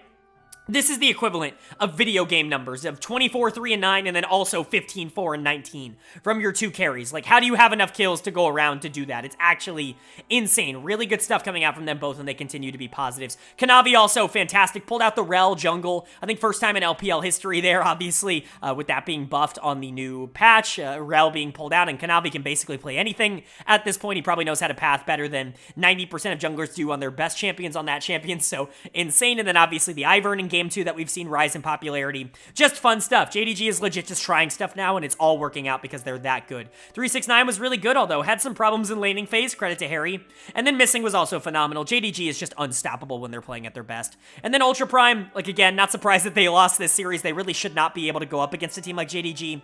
But a couple of these players you really got to start worrying about. Forge in the mid lane is going to get done of the series. The dude has been abysmal for Ultra Prime this split. I mean, the worst mid laner in the LPL by a gigantic margin, and it's not been close. I think he's like 0-46 or like 3-46 over his last 4 series or something absurd like that. It's just, it's not good. It's not good at all, and if that's going to continue to be a problem, Ultra Prime is going to quickly fall in the power rankings like they probably are this week. Ning and Harry continue to stay really active. Ning in particular, I think, makes a lot of really good plays for this team. It's just unfortunate that there really isn't a lot of follow-up. Harry, I think, has gotten more consistent in the laning phase, which was always my concern of him, and so really good to see him have a good one against 369 here, but it's just not enough to be able to carry this team over the top. Doggo and Sword Art were basically irrelevant. Sword Art in particular had a really bad week for Ultra Prime, and it just feels like this team is crashing back down to earth. They weren't supposed to be this good. They were supposed to be the worst team in the LPL to start this split, and they really weren't. They overachieved. Their top side has been relatively good, but now that they're finally facing some of the better teams in the league, it looks like they're getting humbled a little bit, and maybe that will be a little bit of a problem for them and their confidence moving forward. Either way, I still think that they're just kind of generically fine. There are certainly worse teams in the league. At least they have some players that are causing some sort of interference for enemy teams, but they're never going to be able to take on a top team in the league, and that's what JDG is. They're the best team in the world. They're unstoppable. They are unbeatable at the current moment. Their schedule is actually relatively easy, maybe with the exception of WE. Over the back half of the year, they could very realistically go 15-1 in the regular season, and I wouldn't really be all that surprised. And if they do that and then they coast into another playoff spot, like, this team's going to be fired up for playoffs. And then moving on to our final series here of day number 6, and it certainly is a matchup between 2 storied organizations here in the LPL. We had Edward Gaming taking on Team WE, and EDG does get the better of WE in this one. EDG continue to look good. They get back above 500, which is a really good sight to see, and WE's record continues to drop here. Obviously, 2 historic organizations, EDG kind of being birthed from the remnants of WE back in the day, so always fun to see them go head-to-head. And EDG definitely getting the better of them in recent years. A really good series, but it's highlighted by one man and one man alone, and that is Uzi. He is back here, and he looked great. Not only was he really good across this whole series, but game number 3, baby. Uzi's vein is back. We love seeing it. He looked super good in it. This champion is not in a state to be played at pro play right now. She is not very meta. She's certainly not able to do a whole ton for the team, but does not really matter when Uzi is piloting her. Also, look at the comp that he played it into in Game 3. This is just about the best Vayne comp that you could possibly ask for. Kai'Sa's basically your longest range champion that you have to worry about, and so that's pretty damn good. You can really peel yourself relatively easily from the rel, and so good stuff for Uzi, and he played fantastic. Definitely deserving of player of the series, and that's his 3rd of the split so far. He's already stepped in and been such a massive upgrade to what Leave was offering in summer. Obviously, Leave was really good in spring, and I don't want to say that Uzi has been like a more impactful player than what Leave was in spring, because I think they're very different, kind of opposite stages of the game kind of players. Leave was very late game focused. Uzi, I think, is very lane phase focused, but Uzi's still really, really good at the game, and obviously he can still team fight very well. He's still got the mechanics. He's just not on the same page that I think Leave was, and so Uzi looking great and looking fantastic. I also really wanted to give player of the series to Fofo in the mid lane, who just continues to be a positive for this team. He looks great on the Jace. This was the pick he dominated on basically all of spring, and it's really good to see him continue to bring it out here. He's just really, really good, right? This Jace pick was massive in this series in general, and Fofo being able to outplay Shanks, who has had a really good start to the split, is impressive, and Fofo continues to look like one of the better mid laners in the entire world, quite frankly, at the moment. Jeja had a great series as a setup here, especially on the Maokai. Mako played well. I know a lot of people are pissed to see him in the Asian Games lineup for China over on I don't get why people would be mad about that. Mako is the best support in LPL history. Of course he's going to be on that team. I know On's probably in better form, and you can make the argument that On is more mechanically talented, but Mako is like the best shot caller in the world. Yeah, I would rather have him on the team. I know that's like a weird take, but I don't know, man. Mako's really freaking good. When you've got a bunch of really talented mechanical players, I'd rather have the good shot caller who's also great mechanically than the slightly better mechanical player who isn't as known for their shot calling. And so, I don't know, Mako hate's kind of swirling right now, and that obviously shouldn't exist, but everybody on EDG kind of is starting to pull their weight, and that's massive. If this team can really start to click, and if all 5 members can step up, like, they're going to be able to get back to the form that I think we all kind of hoped that they would be at the start of the year.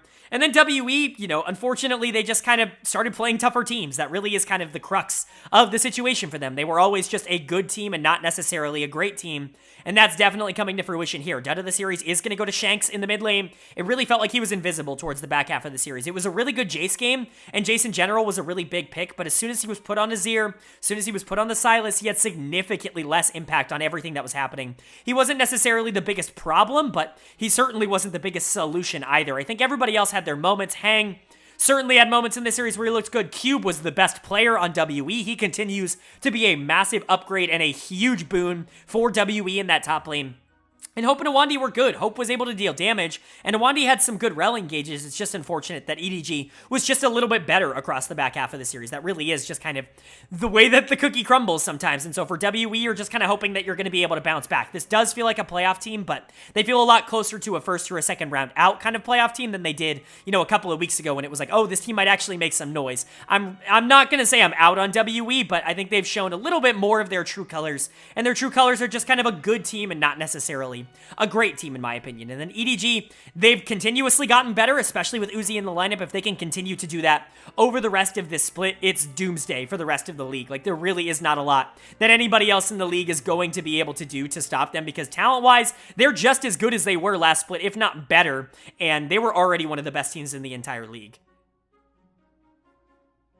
And then moving on to day number 7, the final day of these videos, and man, these really do get pretty damn long at some point, don't they? But I've tried to condense it, I've tried to cut it down, and I think I've done a pretty decent job here. But going into the final day, we kick off with a matchup between FunPlus Phoenix and Bilibili Gaming that BLG is going to be able to take 2-0. And really, this is just BLG. It's BLG continuing to Bilibili it up and look really, really good. They look unstoppable outside of JD Gaming right now. The 2 top teams in the LPL look so far above almost everybody else in the entire world, quite frankly, that it's almost astounding. It really is crazy how good this BLG team is. But you could have given this player of the series, I think, to a ton of different people. I think you could have given it to Elk. I think you could have given it to On. I'm going to go ahead and give it to Bin in the top lane, though. Was really impressed with him on the Renekton in this series. Not necessarily a pick that he's known for, but he certainly hasn't been bad on the Renekton. Chinese top laners know how to play Renekton. Trust me, they definitely are familiar with the pick, and Bin certainly played it at a high level in the past.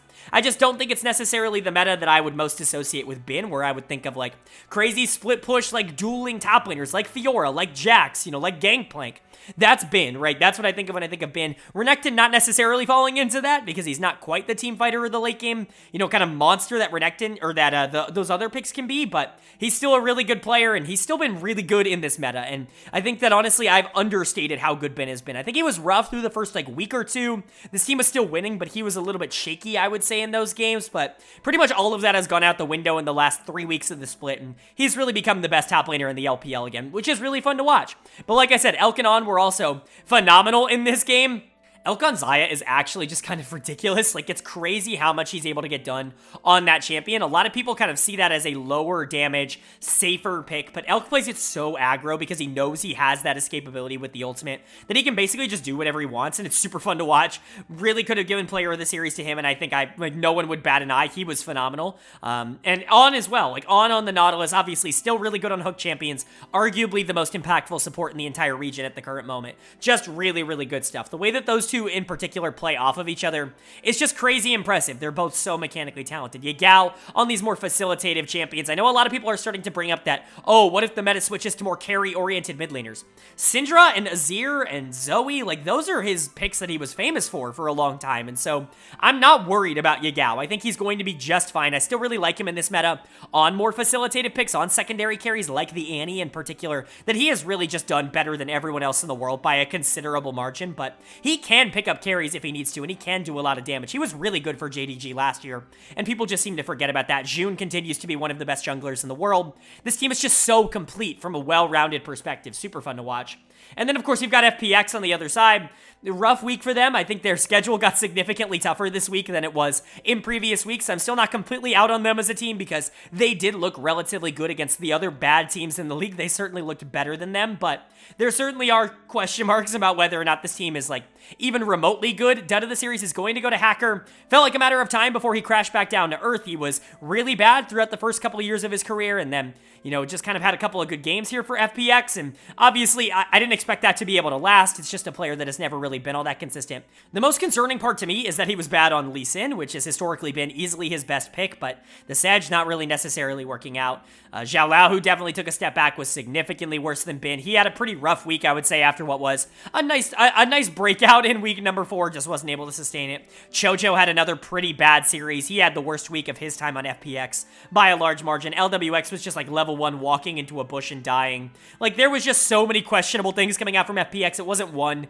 individual play or one individual player. It was just kind of the package as a whole. And that's unfortunate, but they really weren't expected to be able to go up against a BLG. They're just a meh team. They're 4-8. Their record definitely plays into how good they are. I think they're still better than a lot of the worst teams in the league, but that's really not necessarily saying all that much. And then for BLG, this team's unstoppable. Outside of JD Gaming, they feel legitimately unstoppable at the current moment. With Bin stepping up, June is playing phenomenal, Elk and On are great, and Yagao as the 5th man, like, is the best facilitator in the entire league. And so I don't really know what to say. This team genuinely feels like there's just no way to actually compete with them, and that makes it so scary moving into the final weeks of the season.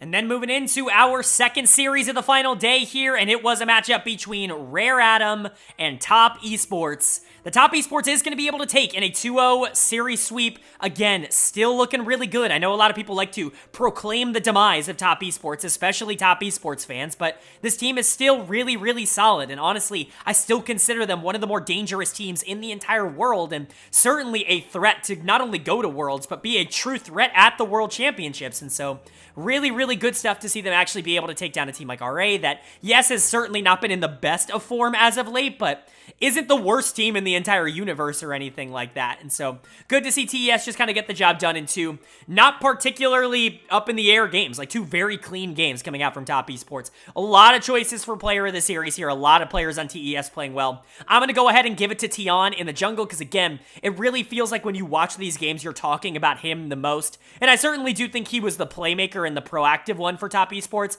Again, nothing against Rookie and Jackie Love. We'll get into them in a second. Jackie's still probably my favorite for MVP at the current moment, but Tion was really good in this series. Not that social media will tell you that he was, because anything I can find on this series, even in particular, or it's like, if you watch the games, obviously Tion was the most important player, but anything you can find on this series on social media, it was just, man, Jackie Love and Rookie are so good. And I'm like, yes, they are. So is Tion. Like, please include the 3. They're all really good. Like, they're all really, really good. Tion continues to be one of the best junglers in the league. He has been all split long. It's not really a surprise to those of us who are watching the games, but again, I have to reiterate it for those who aren't watching the games, because the perception, I think if you just read Reddit comments, would give you something else. And so I want to try and make sure that these recaps are for everybody. And then, of course, Rookie and Jackie Love were still really good in this game. Jackie Love, in particular, super good on the Kai'Sa. Really, really fun to watch him play. A champion who can be that explosive. He still is probably my favorite at the moment for MVP. Has just been phenomenal for this Top Esports team and will continue to be a major asset for them moving forward. When he's when he's really rolling, he's unstoppable. And Rookie, I think, has definitely been in better form as of recent. I think that really there were some moments where it was up and down. Obviously, didn't have the best of spring splits, especially towards the back half, but he's been rather consistent, I would say, across summer so far. Hasn't necessarily needed to be the focal point, but still is a really, really good player. Wayward was solid. Mark was good. Everybody on Top Esports won. This was a team effort, and it definitely showed.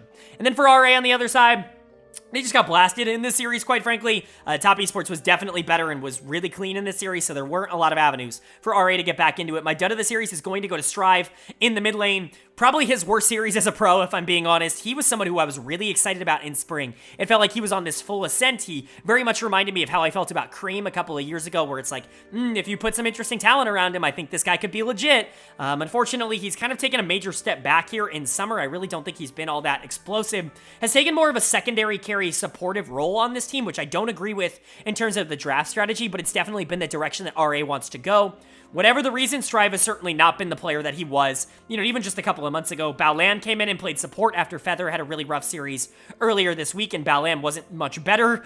Maybe a little bit more explosive, but Baolan versus Jackie Love is certainly a fun matchup because, IG Worlds. And then Assume, obviously, as well, just kind of meh. I'm lower on Assume. You guys know that at this point. I just find him kind of meh, right? Leon, Xiaoshu, everybody was just kind of bleh for RA. I wish I had more to say about it, but it just felt like everybody on that team kind of got outclassed, and it's kind of what we've seen from them. Strive is really going to need to step up in particular. I think he can be one of the more interesting mid lane prospects in the league, but just hasn't kind of come to fruition in summer. Maybe it's the RA curse, maybe it's not. We'll see. He's going to have a little bit more time to kind of prove that to a lot of people, but this was a rough series for RA in general. And then for Top Esports, they look great. They look like one of the best teams in the league. Obviously, they're going to be a little bit more inconsistent, but I think trying to hold teams like this to the standard of JDG and BLG at the moment is just not fair. This is a very good split for Top Esports, and if you compare this to a lot of other like number 1 or number 2 teams in LPL's past, like this TES team I think stacks up against those teams relatively well. It's just kind of crazy because the best teams in the league are better than they've ever been, and so you have a team that's third like Top Esports and they feel worse just because they're not, the 1 or 2 team, but this team still is legit and they're playing really well at the moment. And then our final series of the week here was a big test for both of the teams involved that I was very excited to see. LNG Esports taking on OMG. And LNG picks up the dominant 2-0 win. OMG not really kind of living up to the hype here. LNG really showing that, like, the top 5 might be the top 5. We are all world-class teams, and OMG, you were really good in spring, but you might just be a little bit overmatched at this level. LNG looking phenomenal, and really, it's a lot of the players we really needed to see doing it. It's the players that stepped up in spring that haven't exactly been as good so far in summer that really made it work, and really, you just got to give them a ton of props for that. Player of the series, no brainer, is going to go to Scout in the mid lane. He's been secretly phenomenal this split. I think he leads the entire league in player of the games, at least for broadcast. He doesn't lead in player of the series. That obviously is somebody else, which I don't want to reveal now in case, I do awards in my video or anything like that, but Scout looking really good on the Nico, on the Annie. He just finds these avenues to be able to get in and play the situation so much better than everybody else. Like, it is so noticeable to see the difference between, like, Scout and just your average mid laner play. Not only Nico, but Annie or any of these champions that want to find engages from the mid lane position. He's just so good at that in particular. He plays the map so well. He's got such a great macro sense. He knows exactly when he needs to go in. I'm not sure if that's a communication thing with the rest of his team or if it's just inherent knowledge, but either way, he does it better than almost any other mid laner in the entire world, and it's super fun to watch. You add on that to the fact that he can be a damage carry, like he's super duper good in team fights in terms of being able to output damage consistently. He's a very good laner. He knows how to get out on the map early on, or he can just stay in 1v1 you and beat you. He's just the complete mid laner. Like, he's everything you could want in that position, especially in the current meta. He's phenomenal. And then the rest of this team played well in that same vein. Tarzan was awesome. I know people love to hate on Tarzan, but he was really good in this series, and he stepped up this week just in general. Zico probably had his best series of the split in the top lane on 2 games of Cassante, going into a really good top laner in Shanji, someone who I would consider better than Zico, which is very rare.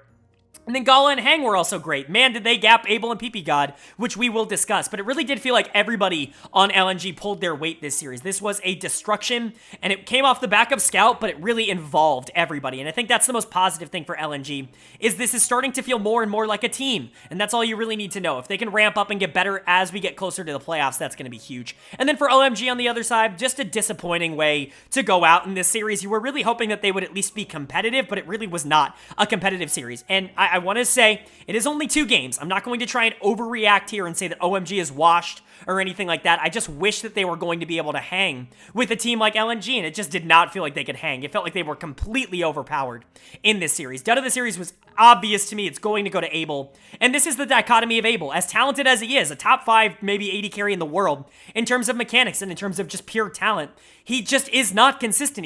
With the games he loses so ridiculously hard. And sometimes he just makes some awful plays. I mean, legit, like Tristana jumping into all the CC only to die. Like, I don't know what you're thinking in a play like that. Like, the damage coming out from him was super lackluster. His positioning was really lackluster in this game. It's going to happen with Abel. It's actually happened multiple times this split already. He was really good leading up to this, or at least in really good form leading up to this series. But it's not like he hasn't had games like this either. It's just been a little bit frustrating for Abel. The rest of the team wasn't there to bail him out. Shanji got destroyed in the top lane matchup. Aki had literally negative pressure in the jungle. Cream was nowhere near the same level as Scout. And PP God was just kind of there on Milio. It certainly wasn't his fault in my opinion, but OMG just felt like they were not the same kind of team that needed to be going up against LNG. And unfortunately for them, that's where the expectations were. People were talking about this as a potential Worlds team, and you're facing off against a team in LNG that has really not proven themselves to be a Worlds team, and you weren't really able to get the job done. Definitely a disappointing performance, but hopefully they can learn from it and bounce back better. And then for LNG, this is exactly what you want to see. This is a really, really good League of Legends team. The top 5 is so scary right now in the LPL, and I think LNG is just kind of the epitome of that at the current moment.